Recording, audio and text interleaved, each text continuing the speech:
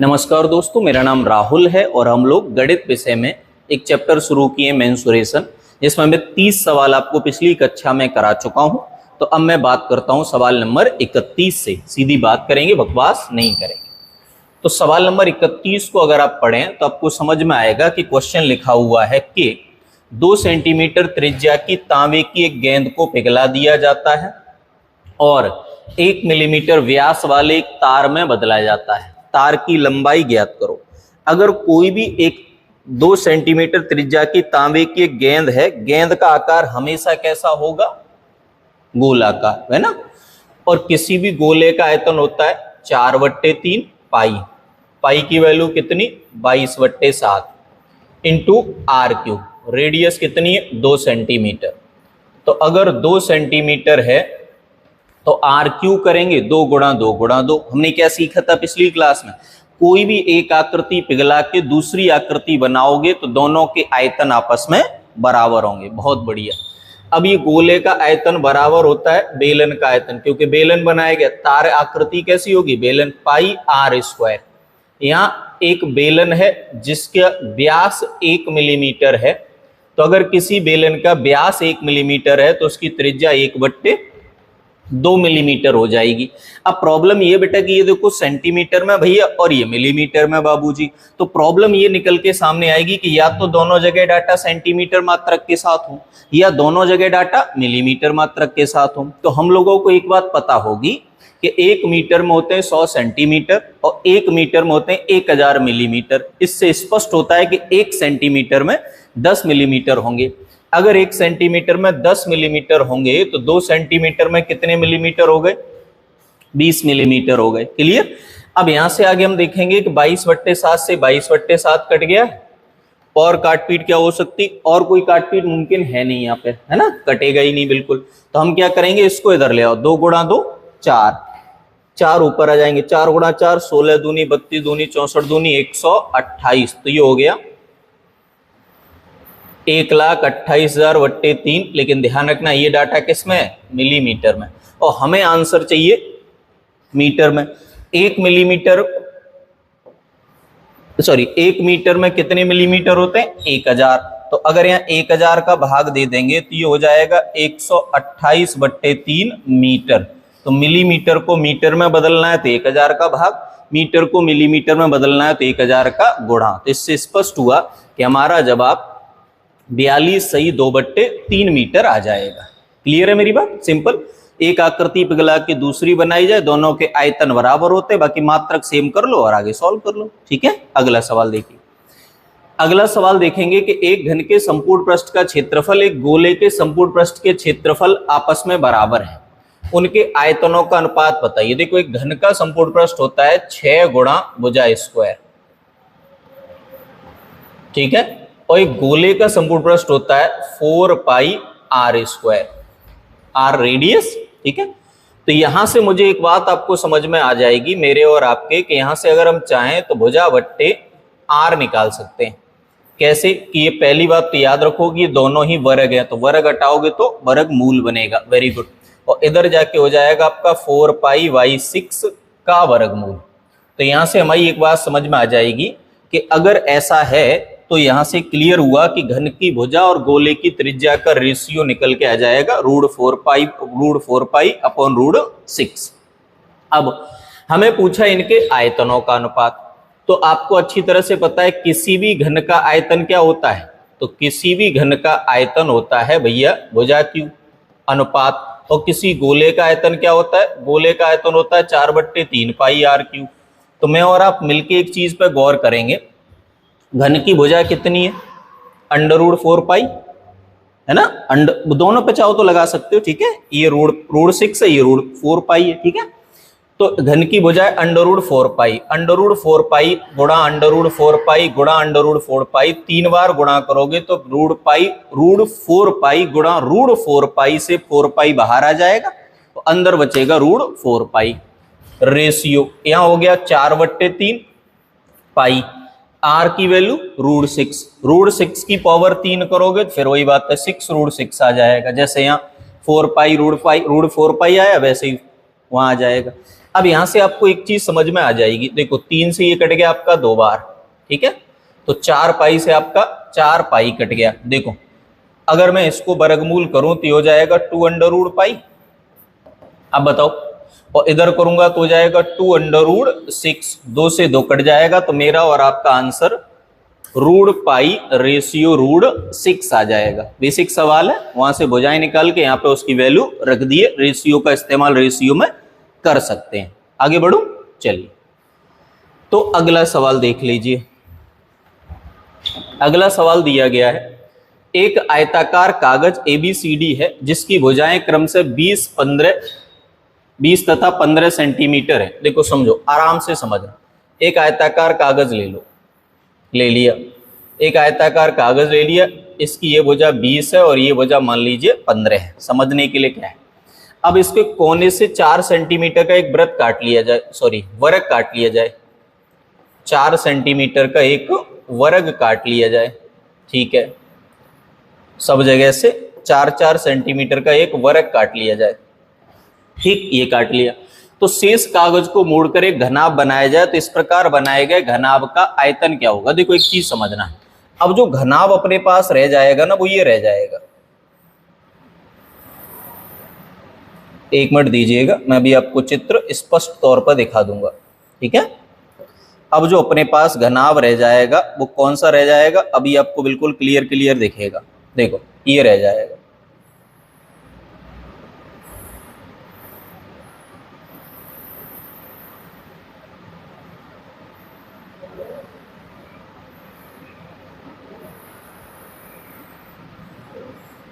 ठीक है, ये रह गया। अब आप बोलेंगे जब ये रह गया तो आसान हो गया। कैसे आसान हो गया, मिलके बात करेंगे। देखो अब इसकी लंबाई वैसे तो 20 थी, लेकिन अभी 4 इधर कम हो गई, 4 इधर कम हो गई, है ना, तो इसकी लंबाई जो 20 थी वो लंबाई अब कितनी रह जाएगी, 12 सेंटीमीटर। 8 कहाँ चली गई, 4 इधर से काट दिया, 4 इधर से काट दिया, वेरी गुड। और इसकी जो चौड़ाई वैसे तो 15 थी, अब कितनी रह जाएगी, 7 सेंटीमीटर। क्यों, 4 नीचे से कम हो गए, 4 ऊपर से कम हो गए। और इसकी जो ऊंचाई है वो कितनी हो जाएगी, भैया वही तो ऊंचाई हो जाएगी। ये काट के तो आपने इसको ऐसे कर दिया, इसको ऐसे, तो ये अभी ये रेखा यहाँ पे ये वाला पेज यहाँ गिरा हुआ है। अब इस पेज की ये वाली भुजा 4 सेंटीमीटर, अगर इसको ऐसे खड़ा कर दो तो 4 ही तो रहेगी, ज्यादा थोड़ी हो जाएगी। तो वो किसका काम करेगा, ऊंचाई का। क्लियर।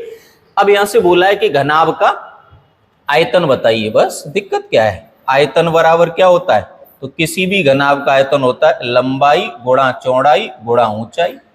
तो 12 गुणा 7 84, 84 गुणा 4 करेंगे तो 84 गुणा 4 करेंगे तो आंसर 336 मीटर।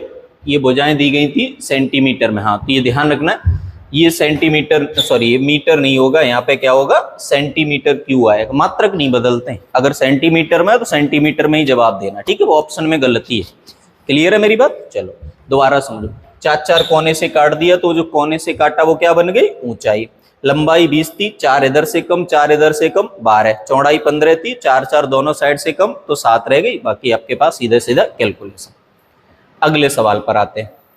लिखा है कि 3 सेंटीमीटर कोर वाले 4 घन एक दूसरे से सटाकर एक पंक्ति में रखे गए। इस क्रमबद्धता में संपूर्ण पृष्ठ का क्षेत्रफल तथा सभी अलग अलग घनों के संपूर्ण पृष्ठ के क्षेत्रफल के योग का अनुपात क्या है। देखो एक बात समझना, जैसे ये समझ लो, मान लो ये है, बात को समझना, 1 2 3 और 1 4। अगर मैं 4 घन सटा के रख दूं, और घनों में क्या होता है कि भुजाएं समान होती हैं, तो अगर किसी भी एक घन की भुजा 3 है तो ये भी 3, ये भी 3, ये भी 3, ये भी 3। तो अब आप समझना कि चारों घनों को सटाकर रखोगे, चारों घनों को सटाकर रखने पर घनाभ बनेगा, ठीक है, घनाभ बनेगा जिसकी विमाएं, जिसके डायमेंशन कैसे फाइंड आउट करेंगे, देखो जिसकी विमाएं क्या होंगी, आराम से समझो। ये जो नया घनाभ बनेगा इसकी लंबाई हो जाएगी आपकी 12 सेंटीमीटर, क्योंकि 3-3 सेंटीमीटर के 4 रख दिए। अब याद रखो, अगर 4 घनों को सटाकर रख दोगे तो वृद्धि किसमें होगी, केवल लंबाई में।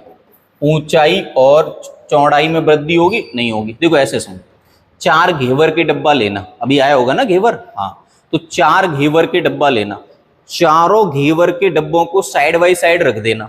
तो 4 घेवर के डब्बा रखने पर आप देखेंगे कि क्या बढ़ा, लंबाई बढ़ी, चौड़ाई तो नहीं बढ़ी, ऊंचाई तो नहीं बढ़ी, केवल क्या बढ़ी, लंबाई। समझ गए? तो वही लंबाई कितनी हो गई, 12, चौड़ाई कितनी हो गई, सेम जो थी, ऊंचाई कितनी हो गई, सेम जो थी। अगर एक के ऊपर एक रख देते तो ऊंचाई बढ़ जाती, लंबाई चौड़ाई सेम रहती। क्लियर है मेरी बात? देखो, तो यहां से हमें क्या समझ में आ रहा है उस बात पर ध्यान देते हैं। अब हमें क्या निकालना है कि जो बना घनाभ उसका संपूर्ण पृष्ठ, घनाभ का संपूर्ण पृष्ठ रेशियो 4 घनों का संपूर्ण पृष्ठ, घनाभ का संपूर्ण पृष्ठ और जो 4 घन बन रहे हैं उनका संपूर्ण पृष्ठ। कैसे निकालेंगे, आराम से समझो। घनाभ का संपूर्ण पृष्ठ होता है 2 ब्रैकेट में लंबाई गुणा चौड़ाई प्लस चौड़ाई गुणा ऊंचाई प्लस ऊंचाई गुणा लंबाई रेशियो। इधर आ जाओ, एक घन का संपूर्ण पृष्ठ होता है 6 गुणा भुजा स्क्वायर, तो 4 घनों का होगा 6 गुणा भुजा स्क्वायर, बस उसके साथ मल्टीप्लाई कितने का हो जाएगा, 4 का। सीधी बात है, घन का संपूर्ण पृष्ठ 6 गुणा भुजा स्क्वायर, 4 है तो 4 का गुणा कर दो। अब देखो आराम से, 12 गुणा 3 36, 36 और 9 36 और 36 72, 9 81 गुणा 2 162। यहाँ आ जाओ, 9 गुणा 4 36, 36 गुणा 6 216। ठीक है, ये देखो आराम से, ये आपका कट जाएगा, 18 से कटेगा 9 बार और 18 से ये कट जाएगा आपका 12 बार। तो फाइनली आंसर आपका आ जाएगा 3:4। क्लियर है? मैंने पूरा लिख दिया क्योंकि थोड़ा अलग सवाल था तो पूरा लिख दिया, जरूरत की सारी बातें लिख दी। उम्मीद है आपको समझ में आया होगा। चलिए आगे बढ़ते हैं। अगला सवाल देखिए कि एक गोदाम घनाभ के आकार का है तथा ऊपरी सिरा अर्धबेलनाकार है। घनाभाकार भाग की कोर 21 मीटर, 14 मीटर, 3 मीटर है। फर्श को छोड़कर आंतरिक सतह का क्षेत्रफल बताइए। देखो ध्यान से देखना सवाल गौर से। तो एक गोदाम है जो घनाभ के आकार का है, पहले एक घनाभ बना लेते हैं। ठीक है, पहले एक क्या कर ले रहे हैं, घनाभ बना ले रहे हैं। तो एक गोदाम है जो घनाभ के आकार का है और इस गोदाम का जो ऊपरी सिरा है, जो छत है, ये अर्धबेलनाकार है। ये जो छत है ये कैसी है, अर्धबेलनाकार है। तो इस घनाभ की जो छत है वो अर्धबेलनाकार है। अब इस घनाभ के बारे में बोला है कि इसकी जो लंबाई है वो कितनी है, 21, चौड़ाई कितनी है, 14, कुछ भी मान लो है ना, चौड़ाई आपकी 14 और ऊंचाई कितनी है, 3 भुजाएं दी हैं, तीनों हमने समझ ली। अब एक चीज समझने का प्रयास करेंगे हम आराम से। हमें बोला है फर्श को छोड़कर आंतरिक सतह का क्षेत्रफल बताइए। ठीक है, फर्श छोड़ देना है और आंतरिक सतह का क्षेत्रफल बताना है। तो देखो इसका क्षेत्रफल कैसे निकालेंगे, बात को समझना। तो हम ये देखेंगे, 2 बातें आपके दिमाग में आएंगी। पहली बात, देखो इन्होंने फर्श छुड़वा दिया है और छत इनकी घनाभ के आधार पर बनी नहीं है। छत कैसी बनी है, अर्धबेलनाकार, तो छत पर वेलन का क्षेत्रफल लगेगा और घनाभ में फर्श छोड़ दो तो केवल चारों दीवारों द्वारा घेरे गए क्षेत्र का क्षेत्रफल लगेगा। नहीं समझ पा रहे, दोबारा समझो। छत अलग से लगाई गई है, फर्श का ये एरिया निकालने के लिए मना कर रहे हैं, है ना। तो क्षेत्रफल कैसे निकालोगे, इस कमरे का क्षेत्रफल, चारों दीवारों द्वारा घेरे गए क्षेत्र का क्षेत्रफल, और क्या करना है, ऊपर, और क्या करना है, ऊपर का एरिया। क्लियर है ना मेरी बात। अब आपको पता है चारों दीवारों का क्षेत्रफल क्या होता है, परिमाप गुणा ऊंचाई। Very good. तो किसी भी घनाभ की द्वारा घेरी गई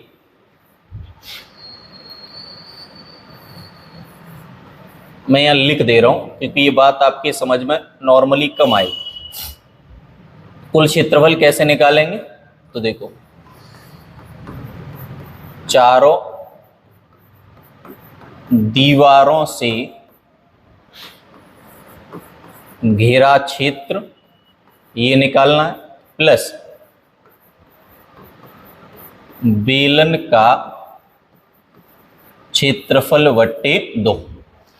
बेलन आधा है ना, इसलिए बेलन का क्षेत्रफल बट्टे 2। अब समझो, चारों दीवारों से जो क्षेत्र घिरा हुआ है उसका एरिया निकालने के लिए आप इस्तेमाल करते हो परिमाप गुणा ऊंचाई। याद है, भूल गए? याद होगा, हाँ। प्लस बेलन का क्षेत्रफल होता है 2 पाई r ब्रैकेट में h प्लस r, और डिवाइडेड बाई क्या करना है 2, 2 से 2 कट जाएगा। अब सीधे सीधे पॉइंट पे आ जाओ। देखो, तो किसी भी घनाभ, यानी अब हम परिमाप किसका लगाएंगे? आयत का। लंबाई 21 है, चौड़ाई 14 है, 21 और 14 35 गुणा 3, तो ये जो अंदर अंदर का एरिया है वो कितना हो गया? 105 मीटर स्क्वायर। प्लस इधर आ जाओ, पाई आर, पाई की वैल्यू 22/7, आर कितना है? देखो ये वाली चौड़ाई यही तो होगी चौड़ाई, चौड़ाई कितनी है? 14, तो ये भी कितनी हो गई? 14। अगर ये 14 है तो इसकी रेडियस बताओ, अगर ये 14 है तो इसकी रेडियस बताओ, 7। Very good.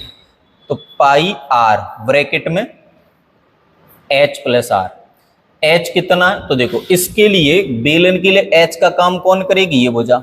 बेलन के लिए h का काम कौन करेगी? ये भुजा। और रेडियस का काम यहां से निकाल लेंगे। तो रेडियस तो हमने निकाल ली, h कितनी आ रही है? h आ रही है 21 प्लस रेडियस कितनी है? 7।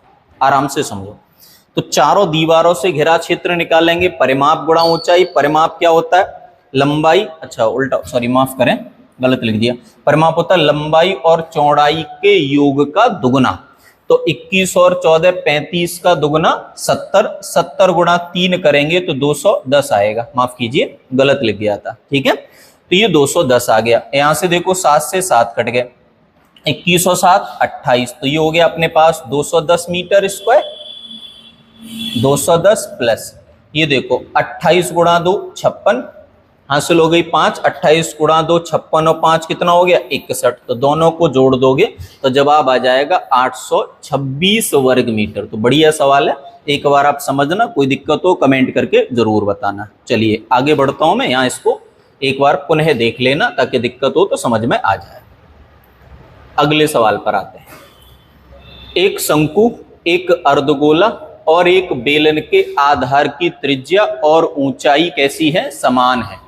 उनके आयतन का अनुपात क्या है? तो देखो, एक शंकु, एक अर्धगोला और एक बेलन के आधार की त्रिज्या और ऊंचाई कैसी है? समान है। देखो आराम से समझ, मतलब क्या हुआ? तो हमें क्या करना है कि एक शंकु लेना है,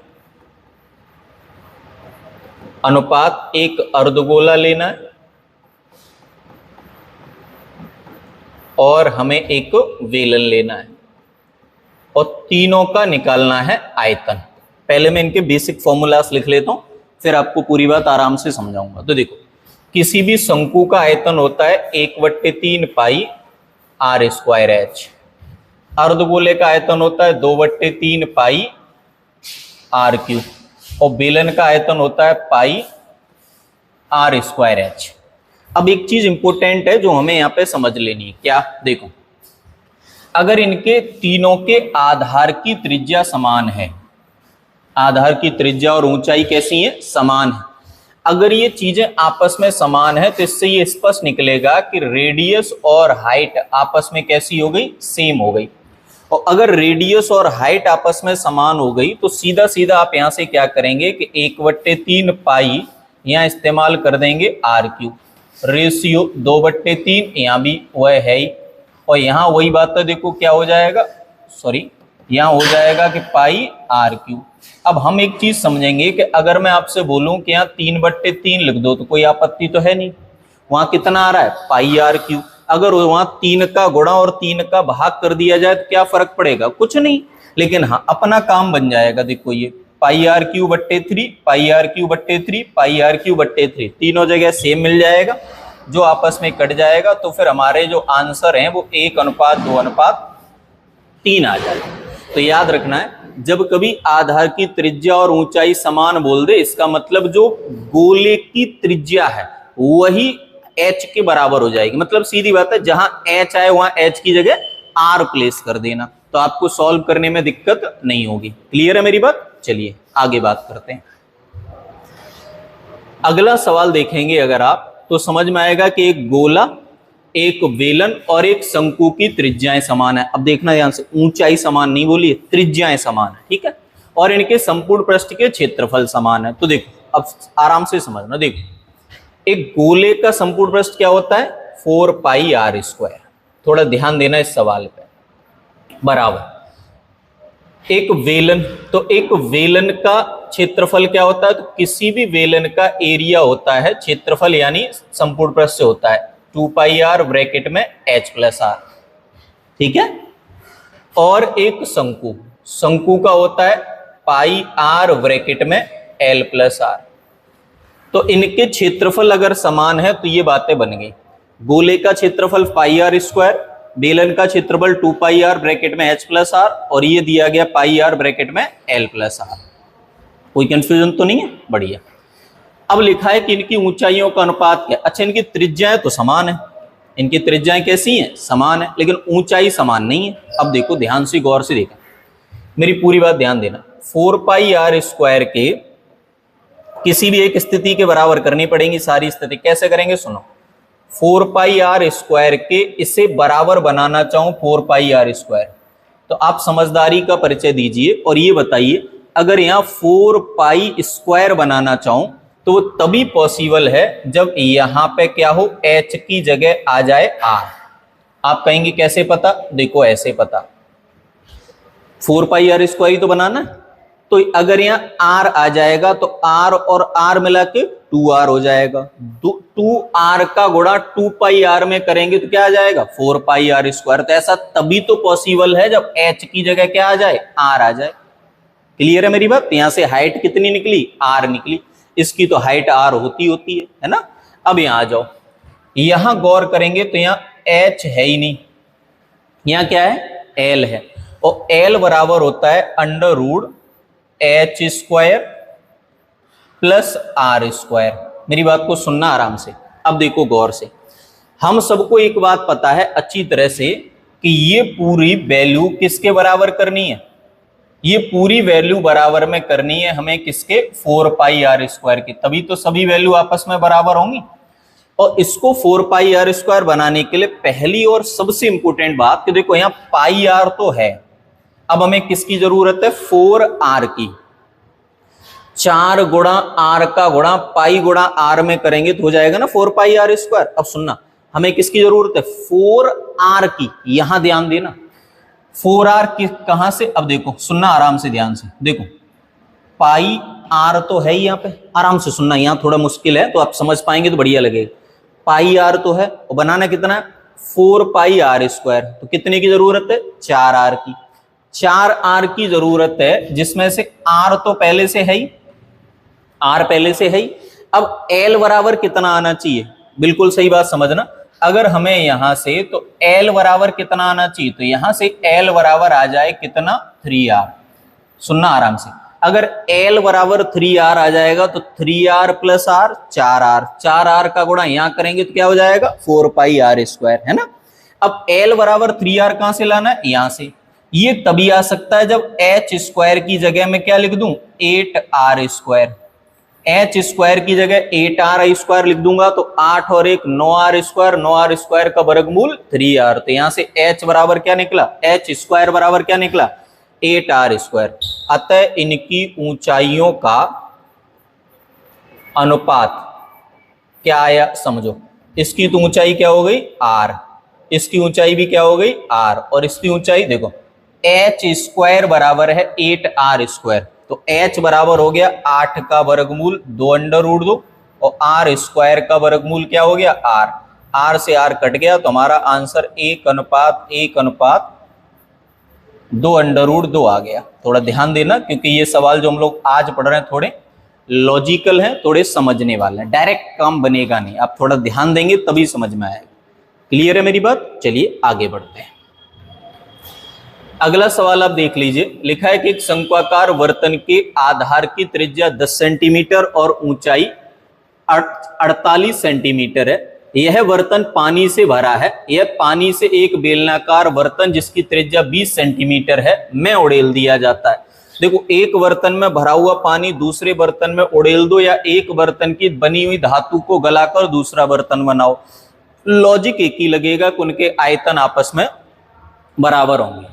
तो एक शंकु का आयतन होता है, शंकु का आयतन होता है 1/3 पाई, पाई की वैल्यू 22/7, आर स्क्वायर, त्रिज्या है 10, आर स्क्वायर, ऊंचाई है h, बराबर।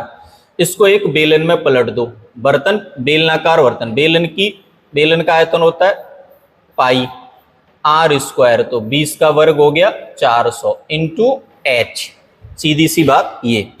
अब यहां से देखो, पता ही आपको ये कट जाएगा, इससे ये कट गया, 4 से ये कट गया आपका 12 बार, और 3 से ये 12 कट गया, कितनी बार? 4 बार। तो हमें समझ में आ गया कि उसकी हाइट जो है कितने सेंटीमीटर हो जाएगी? 4 सेंटीमीटर। देखो, एक बर्तन में भरा हुआ द्रव दूसरे बर्तन में उड़ेल दो, या एक आकृति जो बनाई गई है उससे दूसरी आकृति बना लो, पैटर्न एक ही फॉलो करना है कि दोनों के आयतन आपस में बराबर होंगे। क्लियर है मेरी बात? चलिए आगे की बात करते हैं। अगला सवाल है कि एक शंक्वाकार टेंट के आधार की त्रिज्या 7 मीटर है, ऊंचाई 24 मीटर है। इस टेंट के लिए आवश्यक 1.25 मीटर चौड़े कैनवास की लंबाई क्या होगी? देखो, सीधी सी एक बात समझो, आपको पता है कोई भी एक शंकु अगर इस तरह से ले लिया जाए तो इसके आवश्यक कैनवास का मतलब है वह कपड़ा जो इसके चारों ओर लपेटा जा सके। तो वह कपड़ा जो इसके चारों ओर लपेटा जा सके वह क्या कहलाएगा? इसका वक्र पृष्ठ। तो सीधी सी बात ये हो जाएगी कि अगर एक शंकु के चारों ओर कपड़ा लपेट रहे हैं, इसका मतलब शंकु का वक्र पृष्ठ बराबर। अब बाजार में जब कपड़ा लेने जाएंगे तो आपको पता चलेगा कि कपड़ा आपको मिलेगा आयताकार फॉर्म में, तो उसका क्षेत्रफल आयताकार आकृति के क्षेत्रफल के बराबर होना चाहिए। ये कैसे निकालेंगे? सीधी बात, देखो, आधार की त्रिज्या 7 है, तो शंकु का वक्र पृष्ठ होता है पाई आर एल, पाई ये हो गया, आधार की त्रिज्या 7 है, और ऊंचाई कितनी हो जाएगी? तिर्यक ऊंचाई कितनी हो जाएगी? 25। कैसे? आपको पता है ना, आराम से मेरी बात को समझना। ये वाली भुजा अगर दी जाए 7, ये वाली भुजा अगर दी जाए 24, तो यहाँ कौन सा ट्रिपलेट लगेगा? 7, 24, 25। तो इसका एरिया कितना निकला? पाई आर एल बराबर, ये किसके बराबर होगा? आयत के क्षेत्रफल के। आयत का क्षेत्रफल, लंबाई दी गई है, अच्छा चौड़ाई दी गई है, लंबाई दी नहीं गई है। आयत की चौड़ाई दी गई है और आयत की लंबाई दी नहीं गई है। आयत का क्षेत्रफल बराबर होगा शंकु पर लपेटे गए कपड़े का क्षेत्रफल। शंकु पर लपेटे गए कपड़े का क्षेत्रफल कैसे निकालेंगे? कर्व्ड सरफेस एरिया से। कर्व्ड सरफेस एरिया का फॉर्मूला क्या होता है? पाई आर एल। और इधर क्या करना है? लंबाई गुणा चौड़ाई। देखो, 7 से 7 कट गए, ये इधर आ जाएगा, तो 25 गुणा 2 50, 25 गुणा 2 50 और 5 55, अपॉन में आ जाएगा 125, और ये आ जाएगा 0 0 बराबर, इधर क्या हो जाएगा? लंबाई।